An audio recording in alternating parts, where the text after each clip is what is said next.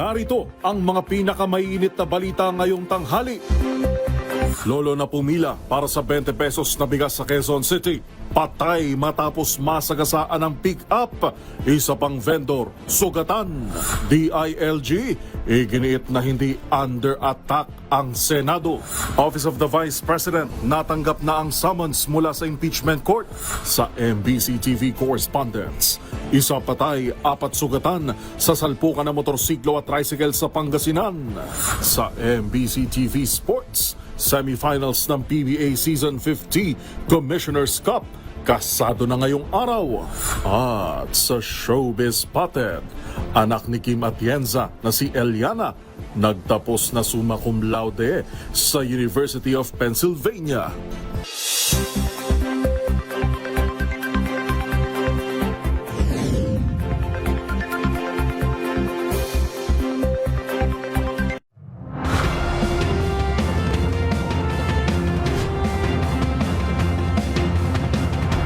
Bawat balita, makabuluhan. Bawat kwento, makapangyarihan. Boses ng Pilipino para sa Pilipino. Live mula sa MBC TV Studio. MBC TV Network News.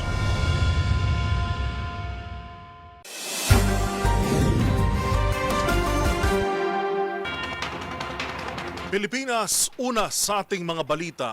Nauwi sa disgrasya ang sanay pagbili lamang ng 20 pesos na kada kilo ng bigas ang isang lolo kaninang madaling araw sa Quezon City.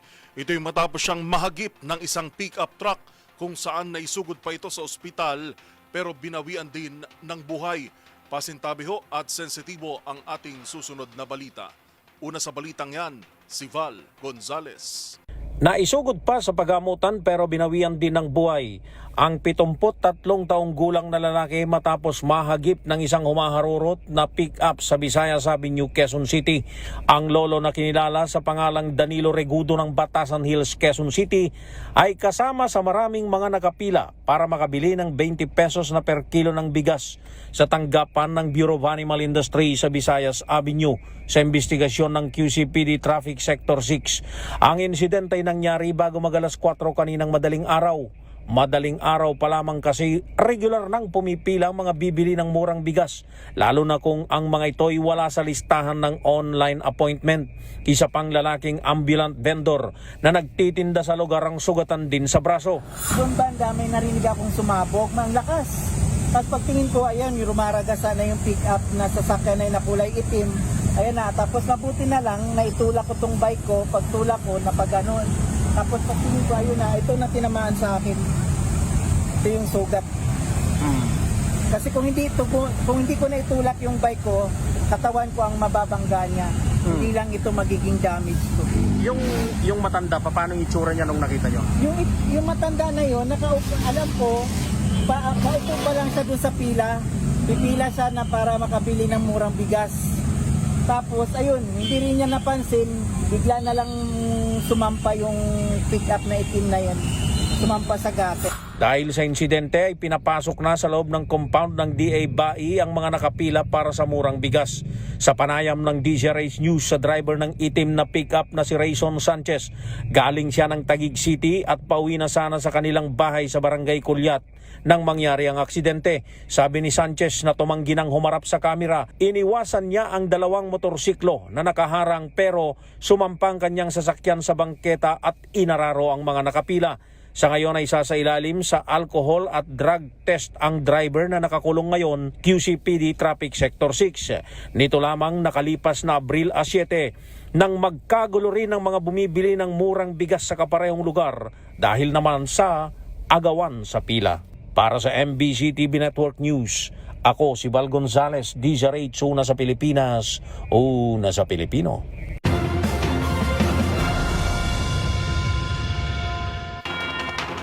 Natanggap na ng Office of the Vice President o OVP ang writ of summons na inilabas ng Senate Impeachment Court. Sa isang maikling mensahe, kinumpirma ng OVP na natanggap na nila ang summons bandang alas 10:40 ng umaga kanina. Kasunod nito, may 10 araw si VP Sara upang magsumite ng sagot sa Articles of Impeachment. Sunod na rito ang 5 araw na ibibigay para sa House Prosecution Panel upang magsumite ng tugon.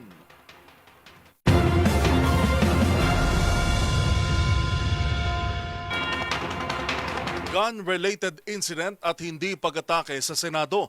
Ito ang revelasyon ng Department of Interior and Local Government o DILG matapos ang isinagawang investigasyon ng Philippine National Police sa timeline ng nangyaring gulo sa Senado. Ang mga detalye tinutukan ni Dustin Bayog. Sa kauna-unahang pagkakataon, inilabas na ng Philippine National Police o PNP ang mga kuha ng CCTV sa nangyaring gulo sa Senado hanggang sa makatakas si Senator Ronald Bato de la Rosa noong May 14. Ayon mismo kay Department of Interior and Local Government o DILG Secretary John Vic Remulla, hindi umano inatake ang Senado, taliwas sa ginigitin Senate President Alan Peter Cayetano noong May 14. For the record, all evidence points that there was no attack on the Senate. I would like to repeat, all evidence points that there was no attack on the Senate. Kung kaya ang nangyaring putukan sa loob ng Senado ay matatawag lamang umanong gun-related incident. Pinagtagpi-tagpi ng PNP ang mga pangyayari simula nung humingi ng suporta si De La Rosa sa gitna ng banta ng kanyang pag-aresto hanggang sa makalis ito ng alas 2:30 ng madaling araw noong May 14 sakay ng sasakyan ni Senator Robin Padilla. Pero bago nito ay nagkaroon na ng koordinasyon ng GSIS at Office of Sergeant at Arms o OSAA sa pagsaselyado ng madaanan sa GSIS building papasok at palabas ng Senado. Ito ang dahilan kung bakit meron 29 na tauhan ang NBI sa loob ng GSIS building at hindi umano gulatan ang nangyari pagbarena sa ilan sa mga daanan nito papuntang Senado. Paglilinaw rin ni Remulla na hindi naka-tactical gear ang mga agent at walang layunin na gibain ang mga lagusan. They were dressed as NBA agents, clearly identified, nakalagay, but none of them had tactical gear with them. They did not have a battering ram. They did not have provisions for shaped charges to breach any door. Makikita rin sa investigasyon ng binigay na lock and load order ni Mau Aplaska ng OSAA para sa seguridad ng Senado kung saan pinakita ang kanilang pagpwesto sa isa sa malagusan papunta na GSIS building. General Aplaska did it in full view of the press. In full view of the press, he gave the order of the lock and load and he asked them to follow. He allowed them to follow up to a certain point. In normal situations, if there is a perceived confrontation, you will clear the building of all personnel because of possible stray fire. However, he allowed them to follow. At nang makarating si Aplaska sa veranda area at buksan ang pinto, ay makikita si Aplaska na unang nagpaputok ng 3 basyon ng baril kung saan gumanti ang NBI na may tuturing umanong cover fire. Aabot sa 44 na basyon ng bala ang narecover ng pulisya at karamihan sa mga ito ay mula sa loob ng Senado o sa kinalalagyan ng OSAA. Natukoy na rin umano mga nagpaputok ng baril kabilang si Aplaska na tumaging humarap sa CIDG kahapon upang i-turn over ang kanyang ginamit armas para sa ballistic examination. Samantala sa panig ng Department of Justice o DOJ ay bubuo sila ng panel prosecutor upang imbestigan ng mga nakalap na ebidensya sa timeline ng gulo ng Senado. Habang hindi pa kabilang si pinalabas sa pagsakay ni De La Rosa sa sasakyan umano ni Padilla na madaling araw ng May 14 habang ito ay nasa protective custody ng Senado. Para sa MBC TV Network News, ito si Dustin Bayog ng DZRH TV. Una sa Pilipinas, una sa Pilipino.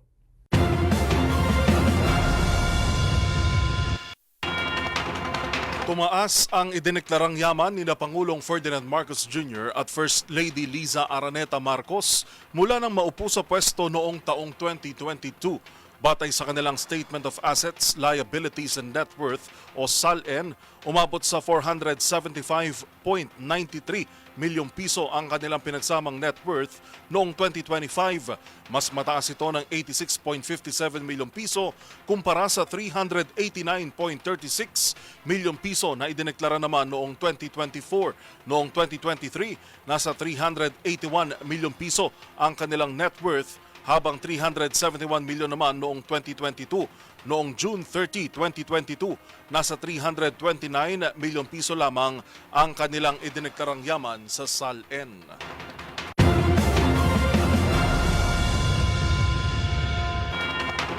Magtatakda ang Department of Agriculture o DA ng 53 pesos na suggested retail price o SRP kada kilo para sa lokal na bigas.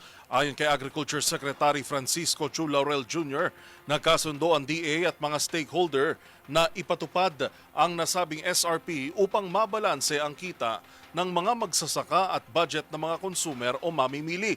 Nilinaw naman ni Laurel na hindi ito price ceiling kundi gabay lamang sa patas na presyo ng lokal na bigas sa merkado. Matatandaan na nauna nang ipinatupad ni Pangulong BBM ang 50 pesos na kada kilong price cap sa imported na bigas simula Mayo o May 14 na tatagal sa loob ng 30 araw.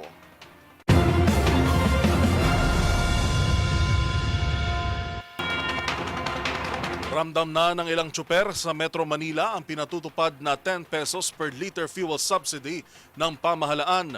Bukod sa mga PUV driver, may pakulurin ang ilang gas station na nagbibigay diskwento na rin para sa mga pribadong sasakyan. Ang mga detalye tinutukan ni Rovic Manuel. Napakikinabangan na ng ilang mga jeepney driver sa Metro Manila ang inilunsad na 10 pesos per liter fuel subsidy ng gobyerno. Sa pag-iikot ng DZRH sa Maynila, ilang gasoline stations ang nag-implementa at nag-alok na ng subsidy sa mga tsuper simula pa noong Abril.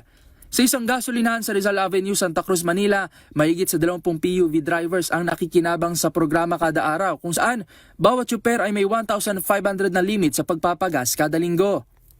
Ayon sa ilang mga tsuper, aabot rin sa 200 piso ang nakukuha nilang diskwento dahil sa programa. Matumal naman o bihira ang mga nagpapakarga sa isang gasolinahan sa kahabaan ng Andrew Avenue sa Pasay City sa kabila ng fuel subsidy. Ayon sa mga pump attendant, wala pa sa 10 jeepney drivers ang nagpapadiesel sa kanila kada araw. At ang dahilan, hindi raw umano rehistrado ang ilang traditional jeepney sa LTFRB. Ang ilang tsuper tuloy napipilitang magpagas sa ilang gasoline stations na mas mura.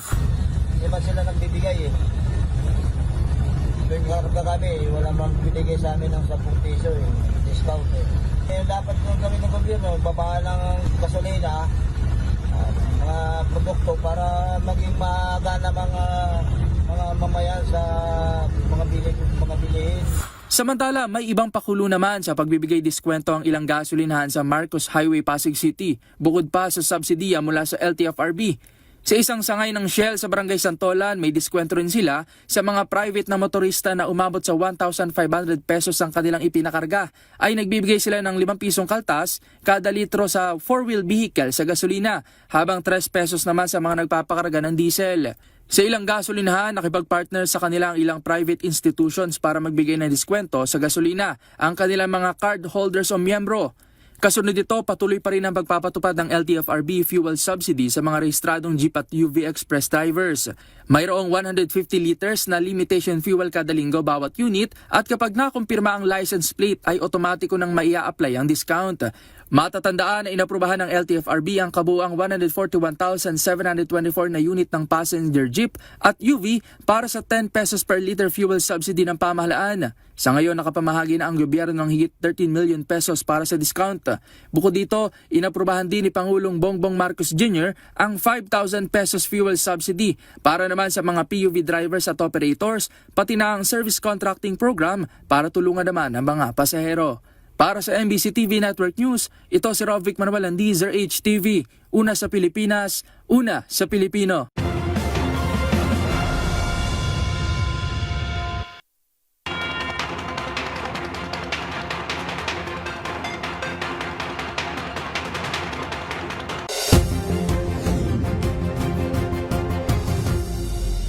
Sa kapapasok lang ho na balita, isang eroplano o Cessna plane ang bumagsak sa bahagi ng Tuba, Benguet. Alamin natin ang sitwasyon mula kay Lakay Romy Gonzales. Lakay Romy. Patuloy ang sinasagawang rescue operation ng iba't ibang mga rescue team sa panguna ng Tuba Municipal Police Station at Municipal Disaster Risk Reduction and Management Office.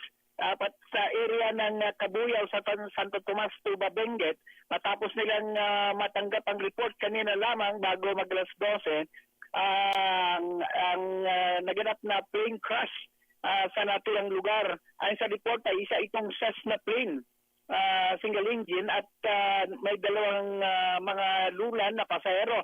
At batay sa nakukuha nating initial na informasyon, ay yung dalawang pasahero ay nakita nilang unconscious, kung kaya't medyo malalim yata itong area, kung kaya't nagtutulungan itong mga rescue team para puntahan kung saan bumagsak itong naturang Cessna plane. Hindi pa kumpleto yung mga detalye, subalit ang balita pa lamang ay unconscious yung dalawang pasero nito. Hindi naman sumabog, kung nakikita natin sa larawan, ay hindi naman sumabog itong naturang eroplano. Subalit sa ngayon ay unconscious pa lamang itong dalawang sinasabing pasahero ng naturang aeroplano na bumagsak yan sa mga kabuyaw sa Santo Tomas, Tuba, Benguet. So Laki tayo. Romy, yung dalawang sakay na hugot ba o nandun pa rin sa loob ng eroplano? Sabi nila, unconscious pa mukhang nandun pa lang, kung kaya't bumababa ngayon yung mga rescue team para sila ay siguro alisin mula sa loob ng eroplano. So, ongoing yan. Magbabalik tayo mamaya siguro para sa mga detalye nito at alamin natin ang buong detalye kung paano nangyari at ano talaga ang pinanggalingan at kung saan pupunta itong naturang Cessna plane. Para sa NBC TV Network News, ito si Romy Gonzalez, una sa Pilipinas, una sa Pilipino. Live mula sa Tuba, Benguet, maraming salamat, Romy Gonzalez.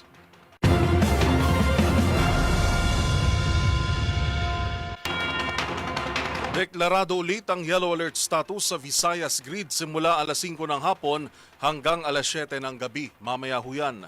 Ayon sa Department of Energy, pumalo na sa 2,438 megawatts ang peak demand pero 2,691 megawatts lamang ang available capacity nito. Ini-issue ang yellow alert kapag hindi sapat ang power supply sa contingency requirement ng transmission grid.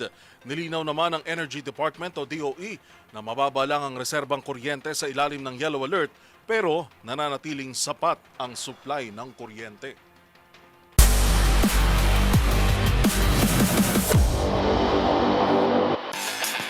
Sa mundo naman ng basketball, nagsisimula na ngayong araw ang bakbakan ng 4 na kupunan para sa final slot ng PBA Season 50 Commissioner's Cup. Ang mga dapat nating abangan, ihahatid ni Matchpoint, Millie Borja. Nagpakita ng matatag at compose na laro si Rain or Shine guard Andre Carakot upang tulungan ng Elasto Painters na makapasok sa semifinals ng PBA Season 50 Commissioner's Cup matapos pigilan ng do-or-die Game 3 kontra San Miguel Bremen. Bukod sa mahalagang ambag sa playoffs, kinilala rin si Carakot bilang PBA Player of the Week dahil sa kanyang consistent na performance sa opensa at depensa sa kritikal na bahagi ng torneo. Sa kanilang naging laro noong Biyernes kontra SMB, nagtala si Andre ng huge 29 points sa kanilang 113-104 final score victory. Sa panayam ng DZRH TV, ibinahagi ni Carakot ang mga naging adjustment ng Rain or Shine upang tuluyang maisara ang serye laban sa San Miguel, partikular sa kanilang depensa at preparasyon kontra malalakas na big men ng Beermen. Ayon kay Carakot, naging susi ang kanilang maayos na depensa laban kina Junmar Fajardo at import na si Benny Boatwright, pati na rin ang pagiging handa nila sa zone defense ng SMB na naging dahilan upang manatiling epektibo ang kanilang opensa. Samantala, dahil sa kanilang panalo, tuluyang umabante ang Rain or Shine sa semifinals, kung saan nakakaharap nila ang Barangay Ginebra San Miguel sa inaabangang serye ng dalawang malalaking kupunan sa liga. Sa kabilang bracket naman, maghaharap ang TNT Tropang 5G at Meralco Bolts para sa isa pang upuan sa finals. Gaganapin ang semifinals match ngayong araw ng Miyerkules sa Inares Center sa Antipolo. Unang maghaharap ang Meralco Bolts at TNT Tropang 5G 5:15 ng hapon. Nasusundan ang tapatang Barangay Ginebra versus Rain or Shine 7:30 ng gabi. Para sa MBC TV Network News, ito si Millie Borja ng DZRH TV, una sa Pilipinas, una sa Pilipino.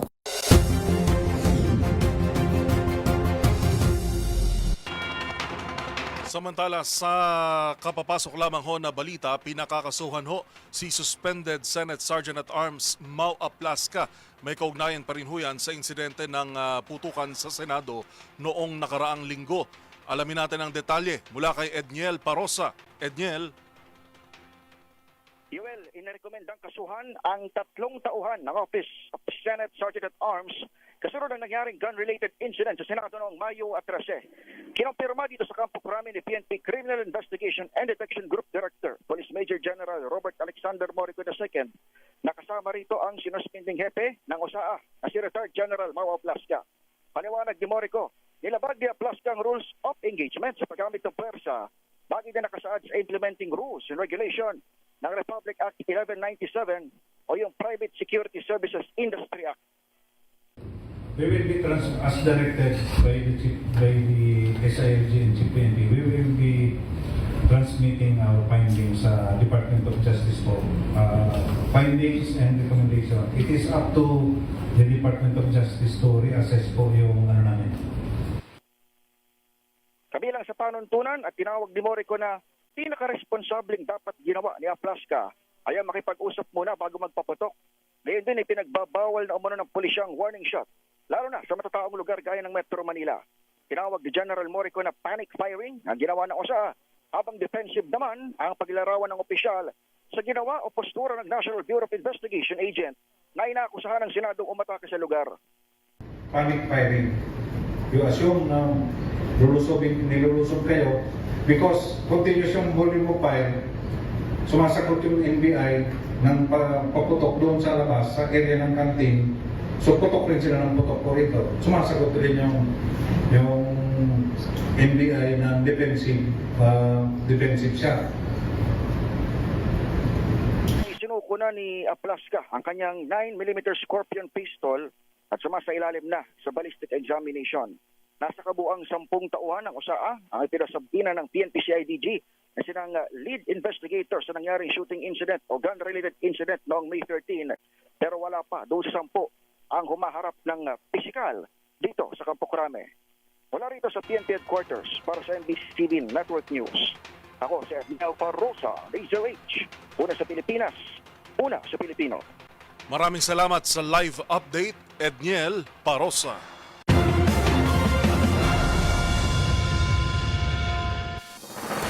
Narito mga balitang dapat ninyong abangan. Pangulong Ferdinand Marcos Jr. personal na binisita ang drainage improvement project sa Araneta Avenue sa MBC TV Global bilang ng mga nasawi sa nagpapatuloy na pagulan at pagbaha sa China, umakyat na sa 21. At sa showbiz spotted actress na si Rabia Mateo, ipagpapatuloy na ang pangarap na makapasok sa medical field. Lahat ng yan sa pagbabalik ng MBC TV Network News.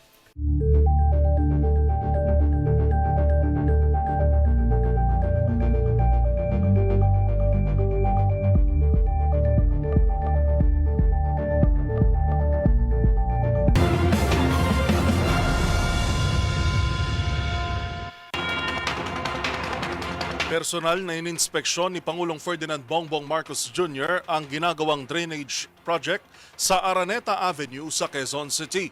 Bahagi ito ng Oplan Kontrabaha ng administrasyon na base sa rekomendasyon ng Project NOAA ay upang matiyak na makatutulong sa pagbawas ng baha. Narito ang report ni Let Narciso. Sinilip ni Pangulong Ferdinand Marcos Jr. ang drainage improvement sa Araneta Avenue sa Quezon City. Ang nasabing proyekto ng DPWH ay bahagi ng programang Oplan Kontrabaha ng administrasyon. Pinalitan ang lumang drainage line at ikinabit ang mas malalaking pipes. Nagpapatuloy pa ang dredging ng ilog na parte ng San Juan River para sa maayos at mabilis na paglabas at daloy ng tubig. Umaabot daw kasi ng lampas tao ang taas ng baha sa naturang lugar tuwing malakas ang ulan. Umaasa naman si Pangulong Marcos na pagdating ng tag-ulan ay mababawasan na ang baha sa Metro Manila dahil sa interventions na ginagawa ng gobyerno. Binanggit nito na ang paglalatag ng mas malalaking pipes, paglalagay ng pumping stations at desiltation ay bahagi lamang ng mas malaking plano kontra baha. Ginagawa na kasi anya ang mga rekomendasyon ng Project NOAA o ang Nationwide Operational Assessment of Hazard. Inulit rin ng Pangulo na ang Oplan Kontrabaha ay hindi lamang sa Metro Manila kundi sa buong bansa. Inuuna lang anya ang kamay nilaan dahil masyadong highly populated at maraming naaapektuhan dito tuwing umuulan at bumabaha. Palagay ko, pagdating ng tag-ulan, maghuhukay pa sila ng mga isang metro pa daw. Kulang pa daw yung pagkabawas nila doon sa lupa. 1 metro pa daw. At malamang at mararamdaman na kaagad kapag tayo nasa tag-ulan na, ay makikita natin na malaking mababawasan. Para sa MBC TV Network News, ito si Let Narciso ng DZRH. Una sa Pilipinas, una sa Pilipino.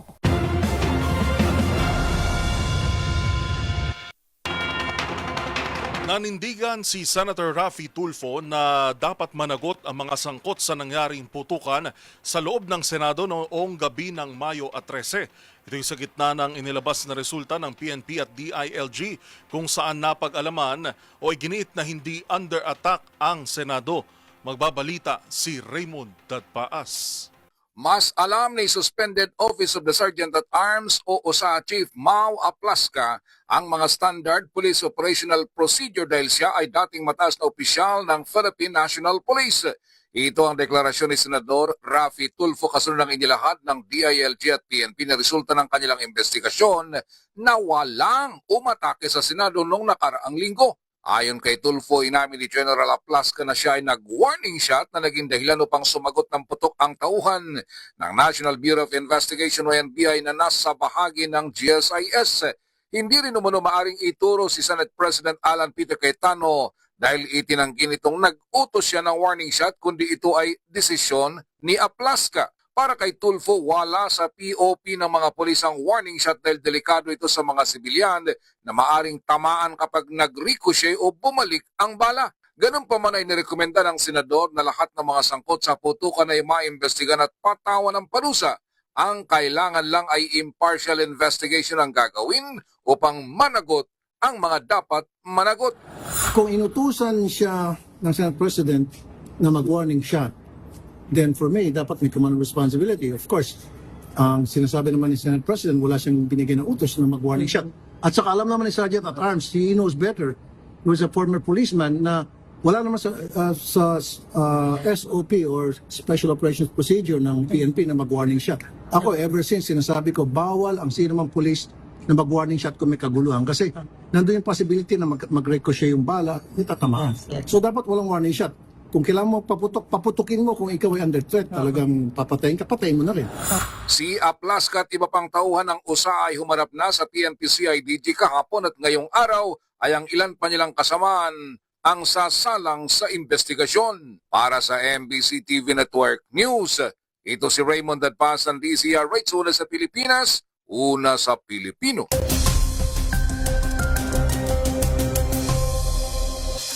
Para sa ating ulat panahon ngayong araw ng Miyerkules, magiging maaliwalas sa malaking bahagi ng bansa. Gayunpaman, asahan ng mainit at maalinsangang panahon ang asahan sa Southern Luzon at Visayas, dulot naman ng easterlies. Tuluyan na ring nakababa at wala ng epekto ang Intertropical Convergence Zone o ITCZ sa anumang parte ng bansa. Wala rin tayong minomonitor na sama ng panahon sa loob at labas ng ating bansa. Samantala, para naman sa heat index ngayong araw, asahan na aabot sa 39 to 41 degrees Celsius ang damang init dito sa Metro Manila. Habang pinakamataas naman na madadamang init sa San Ildefonso sa Bulacan, naaabot naman sa 45 degrees Celsius ang heat index.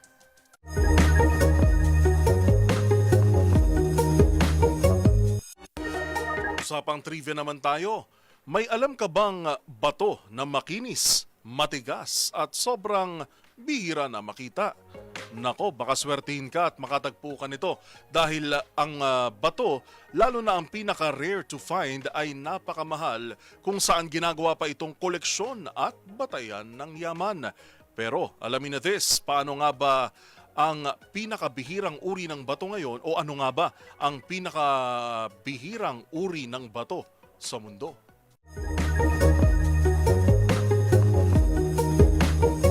Ang Kyotoite ang itinuturing na pinakabihira at pinakamahalagang uri ng bato o gemstone sa buong mundo.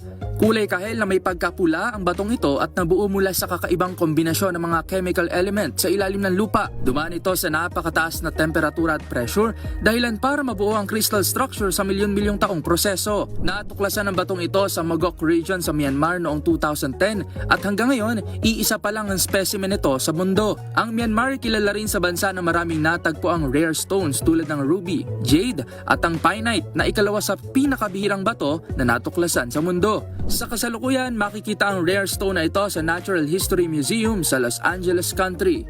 Tandaan, mas makulay ang mundo kung alam mong hiwaga sa pag-ikot nito. Ako po si Rovic Manuel, nagpapaalalang sa kaalaman ay walang labis, magsaliksik para siguradong alam na this.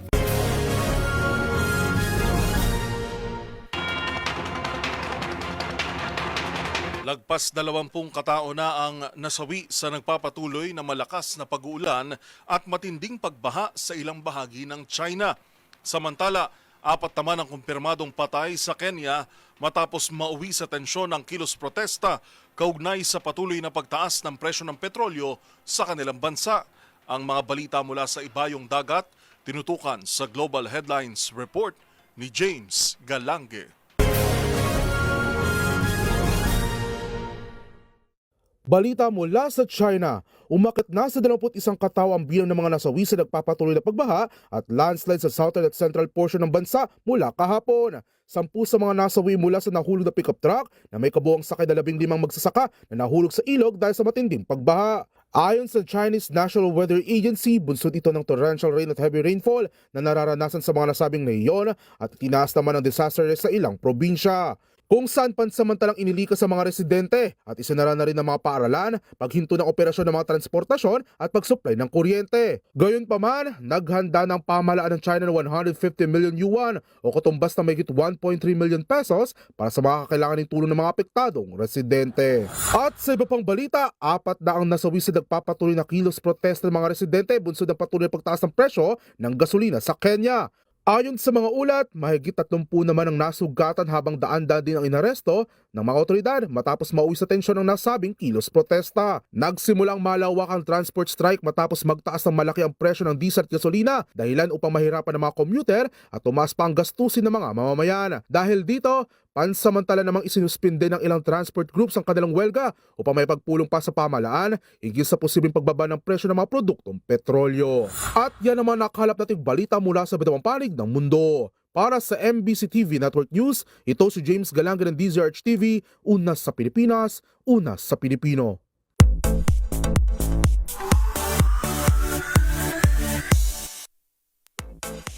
Sa mundo ng showbiz, papasok na sa med school ang beauty queen turned actress na si Rabia Mateo at isa pang former Miss Universe Philippines na si Beatriz Luigi Gomez muli namang nag-volunteer sa isang surgical mission. Narito ang report ni Showbiz Angel. Tutuparin na ni Miss Universe Philippines 2020 Rabia Mateo ang kanyang pangarap na maging isang doktor. Ito ang kinumpirma ng former beauty queen nang i-share online ang kanilang Disneyland trip ni Jake Cuenca, kung saan sinabi nitong few more gala before med school. Si Rabia papasok anya sa University of Santo Tomas. Proud boyfriend naman ang aktor sa pagbabalik eskwela ni Rabia, habang thankful naman ito sa pagiging supportive ni Jake. Nang mausisa naman ang dating Miss Universe pagdating sa magiging specialization, pediatrics daw ang kanyang nais. Bago nasungkit ang corona bilang Miss Universe Philippines taong 2020, si Rabia Mateo ay licensed physical therapist. Samantala, heto pa ang isang dating Miss Universe Philippines. Nagsilbi namang volunteer sa isang 3-day surgical mission sa Dinagat Islands, si Beatriz Luigi Gomez. Ito na raw ang ikatlong pagkakataon na nakiisa siya sa naturang surgical mission. Bagamat mahaba raw ang naging biyahe para makarating sa isla, worth it anya ito gayong maraming pasyente ang kanilang nakatira ng tulong mula surgery, dental at vision care. Maliban sa pagiging beauty pageant holder at aktibong community development worker, si Bea ay isa ring Philippine Navy reservist.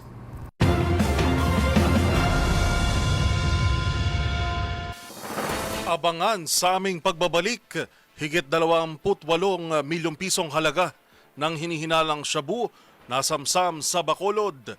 At sa MBC TV Sports, Gilas Women Under 18, may panibagong pyesa sa kupunan. Yan at marami pang iba sa pagbabalik ng MBC TV Network News.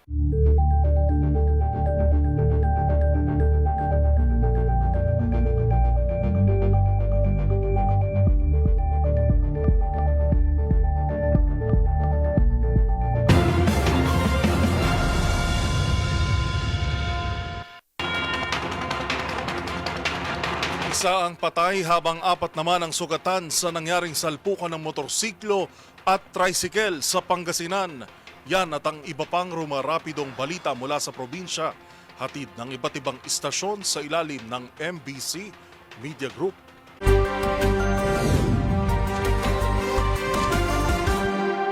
Hindi na umabot ng buhay sa paggamutan ng isang binatang rider matapos bumangga ang minamaneho niyang motorsiklo sa kasalubong na tricycle. Batay sa ulat ni Binmali, Pangasinan Chief of Police Lieutenant Colonel Lister Saigo, naganap ang aksidente sa Provincial Road sa Barangay Caloocan Sur ng nasabing bayan pasado alas 4 ng madaling araw. Lumilito sa investigasyon na pumasok sa linya ng kasalubong na tricycle ang motorsiklo ng biktima na naging sanhi ng kanilang banggaan. Sa lakas ng impact, tumilapon ang angkas sa motorsiklo habang sugat na naman ang tatlong sakay ng tricycle na kapwa sila dinala sa Lingayen District Hospital kung saan idineklara ng attending physician na dead on arrival ang rider habang patuloy pang ginagamot ang 4 pang nasugatan sa aksidente. Mula sa Action Radio Pangasinan para sa MBC TV Network News, ito si Freddy Pajardo, alis 31 sa Pilipinas, una sa Pilipino. Na-recover ang 28,560,000 pesos na laga ng suspected shabu o 4 na kilong shabu ang nakuha sa isang babae sa drug buy-bust operation sa Purok Fatima Islamic Center, Barangay 31, lungsod ng Bacolod. Ang suspect kinilala na si Riza Igdang alias Bungi, 36 anyos, residente ng nasabing lugar. Ayon kay Police Lieutenant Colonel Albert C. Pinuno ng City Drug Enforcement Unit ng Bacolod City Police Office, nakuha sa suspect ang 4,200 grams ng umano'y suspected shabu sa nasabing suspect na isang newly drug high value individual o HBI na matagal nang sinubaybayan ng ang illegal na gawain ng suspect. Mismo si PRO NIR Regional Director Police Brigadier General Romano Cardinio ang nanguna sa operasyon ng kapulisan kasama na si BCPO Director Police Colonel Eugene Ribadomia. Para sa MBC TV Network News, ito si RH46 Rex Kantong, una sa Pilipinas, una sa Pilipino. Sugatan ng San Lolo matapos pagsasaksakin ito ng kanya kainuman sa loob ng San Miguel Farm, Sitio Anahaw, Barangay Reformista, Limay, Bataan, alas 10:15 kagabi ditong Mayo 19, 2026. Kinilala ang biktima na si Romelio San Miguel, residente ng Barangay Lamaw, Limay, habang ang suspect kinilala namang sa edad na 40 anyos, residente ng Sitio Anahaw, Limay, ay agad na naaresto ng mga rumesponding pulis sa lugar. Batay sa investigasyon, nag-iinuman umano ang biktima at suspect nang pansamantalang umalis ang huli upang matulog. Makalipas ang halos 1 oras, bumalik umano ang suspect at bigla na lamang kumuha ng kutsilyo sa mesa at inundayan ng saksak sa leg ang biktima. Agad namang tinulungan ng mga saksi ang biktima at isinugod ito sa Bataan General Hospital sa tulong ng Limay Rescue upang mabigyan ng agaran lunas. Patuloy ang investigasyon ng Limay Municipal Police Station kaugnay sa insidente. Para sa MBC TV Network News, RH37, Dali Kumilang, una sa Pilipinas, una sa Pilipino. Nagkakahalaga sa 184.5 milyon ang tulay na nasira sa Purok 2, Barangay Calyawa, Davao City matapos ang walang tigil na pagulan at pagbaha simula pa noong Lunes ng gabi. Makikita sa mga kumakalat na larawan ang pagguho ng bahagi ng tulay dahil sa malakas na agos ng tubig mula sa sapa sa ilalim nito habang napapatuloy ang pagulan sa lungsod. Ayon sa Department of Public Works and Highways o DPWH, bahagi ng nasabing tulay sa proyekto sa ilalim ng Contract ID 17LO-0133 para sa concreting, widening at improvement ng bypass road kabilang ang rekonstruksyon ng Calyawa Bridge. Nilagdaan ang kontrata noong Mayo 11, 2017 at iginawad sa Premium Megastructures Incorporated. Batay sa pahayag ng DPWH Region 11, may habang 15 metro ang tulay at matagal na nakaranas ng erosyon dahil sa paglawak ng sapa, lalo pang lumala bunsod na matinding pagbaha. Sinabi ni Den Ortiz, tagapagsalita ng DPWH 11, na target nilang maayos ang tulay sa loob ng 1 buwan habang maglalagay muna ng temporaryong Bailey Bridge para magamit ng mga light vehicles. Nag-deploy na rin ang ahensya ng Equipment Management Team para agad makapaglagay ng pansamantalang tulay habang hinihintay ang pundo para sa permanenteng rekonstruksyon. Wala naman naiulat na nasaktan o nasawi sa insidente habang nagpapatuloy ang assessment at monitoring ng mga otoridad sa mga lugar na apektado ng pagbaha sa Davao City. Para sa MBC TV Network News, Ito si June Suter. Una sa Pilipinas, una sa Pilipino. Isang panibagong hakbang tungo sa kapayapaan na itala sa Eastern Samar matapos kusang sumuko ang isang dating miyembro ng Communist Terrorist Group CTG. Kinilala ng PNP ang sumuko na si alias Popoy, 64 anyos, magsasaka, residente sa bayan ng Ipapad. Ayon sa Police Regional Office 8, naging bahagi siya ng unit militia ng CTG mula taong 2016 hanggang 2021. Naging matagumpay ang pagsuko niya sa tulong ng 801st Maneuver Company ng Regional Mobile Force Battalion sa Barangay Bangunsan, Policarpo, Eastern Samar. Ayon kay Police Regional Office 8 Regional Director Brigadier General Jisung Kapoy, patunay umano ito na patuloy na nagbubong ang kampanya ng pamulaan para wakasan ang armadong tunggalian sa riyon. Ngunit higit sa usapin ng seguridad, isa rin itong kwento sa pagbabalik ng panibagong pag-asa mula sa buhay na minsang nasangkot sa armadong kilusan ay may pagkakataon na ngayong makapagsimula muli si alias Popoy sa tulong ng Enhanced Comprehensive Local Integration Program ng gobyerno na patunay sa bawat pagsuko may pagkakataon para sa pagbabago at mapayapang pamumuhay. Nito si Arstratito Jimmy Angay-Angay para sa DZRH, una sa Pilipinas, una sa Pilipino.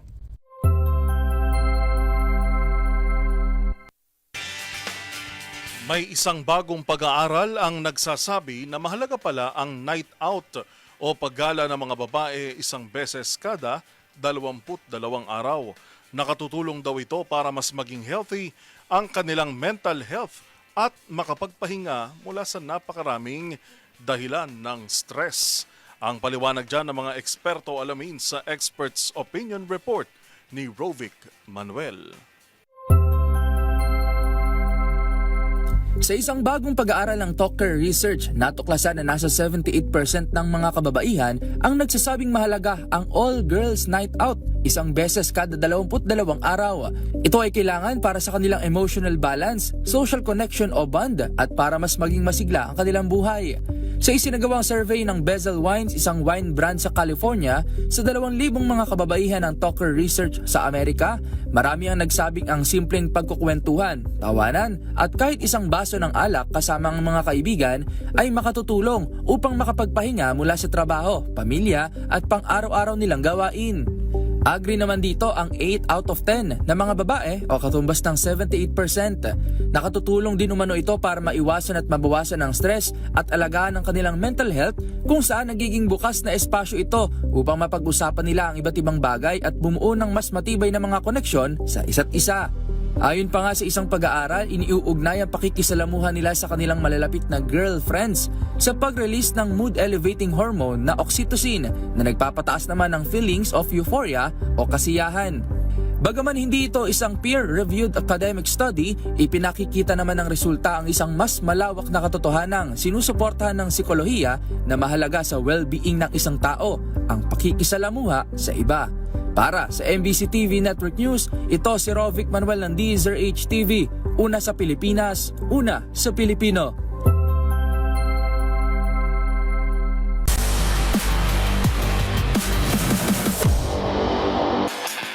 Sa mundo ng basketball, itinalaga si veteran coach Sandy Arespaco-Chaga bilang bagong head tactican ng Gilas Pilipinas Women's Under-18 team. Ang mga detalye panoorin sa report ni Matchpoint, Millie Borja. Tuloy-tuloy ang pagbabago sa Gilas Pilipinas program matapos italaga ng Samahang Basketball ng Pilipinas o SBP si veteran tactician Sandy Arespaco-Chaga bilang bagong head coach ng Gilas Pilipinas Women's Under-18 team. Papalitan na Arespaco-Chaga si Julie Amos habang naghahanda ang youth team para sa 2026 FIBA Women's Under-18 Asia Cup Siaba Qualifiers. Bahagi ito ng mas malawak na restructuring ng SBP sa kanilang youth program kung saan nauna nang itinalaga si Juno Soler bilang bagong Gilas Youth Men Head Coach habang nagkaroon din ng pagbabago sa Gilas Women matapos magbitiw ni Patrick Aquino. Kasalukuyang assistant coach si Arespaco-Chaga ng TNT Tropang 5G sa PBA at bahagi rin ng coaching staff ng Ateneo Blue Eagles sa UAAP. May karanasan na rin ito sa international competition matapos hawakan ng Gilas Youth noong 2019 FIBA Under-19 World Cup bukod sa iba pa niyang coaching stint sa collegiate at professional level. Para sa kanyang unang assignment, makakasama ni Arespaco-Chaga ang Gilas Women Under-18 sa 2026 2026 Yaba qualifiers na gaganapin sa Bacolod mula June 2 hanggang 6. Bagamat kwalipikado ng Pilipinas sa 2026 FIBA Women's Under Asia Cup matapos ang Division B Championship noong 2024, magsisilbi pa rin itong mahalagang preparasyon para sa mas mataas na antas ng kompetisyon. At yan ang mga latest updates sa mundo ng sports. Para sa MBC TV Network News, ito si Mili Borja ng DZRH TV, una sa Pilipinas, una sa Pilipino. Sa Pilipino.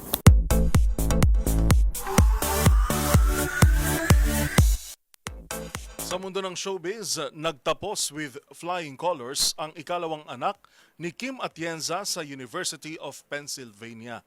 Si Eliana nagtapos na summa cum laude lang naman sa kursong Environmental Studies. Narito ang showbiz report.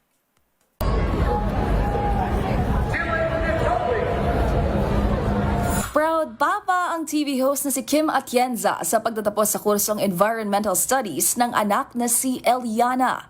Graduate ito na summa cum laude sa University of Pennsylvania. Pagmamalaki pa ni Kuya Kim, ginawaran din ang anak ng Elaine Simon Award for Commitment to Social Justice. Hangaan niya ito sa katatagan at pagpupursige ng anak gayong hindi biro ang 4 na taong pag-aaral nito sa abroad. Agad namang bumuhos sa mga komento ng pagbati para kay Eliana at sa proud parents. Ang University of Pennsylvania ay isang Ivy League research university sa Amerika. Si Eliana ang ikalawang anak ni Kuya Kim at Felicia Hung. Panganay si Jose na nagtapos naman sa kursong Economics noong 2024 sa Boston, Massachusetts at ang bunso ay ang yumaong si Emma Atienza. Para sa MBC TV Network News, ito po ang Showbiz Angel ng DZRH TV, una sa Pilipinas, una sa Pilipino.